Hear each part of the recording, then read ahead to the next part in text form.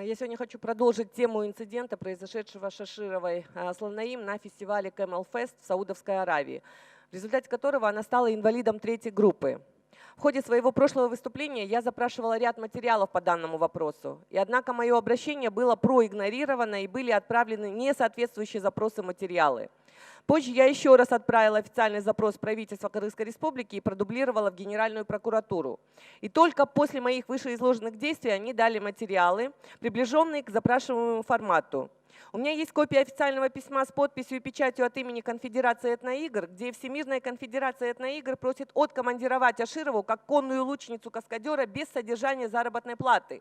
Однако с Минкультуры мне поступает такое же письмо, но уже совсем другого содержания, с другими числами в приказах. Здесь прослеживается подделка документов. В других документах Аширова написала заявление, как и все остальные участники культуры, об отпуске без содержания со 2 по 24 марта 2019 года. Однако приказ о командировании ее появился только 12 марта, на следующий день после того, как ей 11 марта уже провели операцию в Саудовской Аравии. Здесь тоже можно проследить еще один возможный факт подделки документов. По полученным сведениям, все участники отмеченного фестиваля из Кыргызстана были откомандированы, будучи в отпуске без содержания. При этом необходимо ответить, что невозможно командировать сотрудников организации любой формы собственности, когда они по документам находятся в отпуске. Так, примерно 267 человек были откомандированы во время отпуска без содержания. Как так можно? Разве законодательство Кыргызстана позволяет делать работникам что угодно, то есть направлять в командировку во время отпуска? В своем запросе я спрашивала информацию о том, кто был ответственным за страхование участников и почему 267 работников культуры, а в общей сложности вылетели больше 2000 участников, и они были подвергнуты опасности, в результате которого один человек стал инвалидом.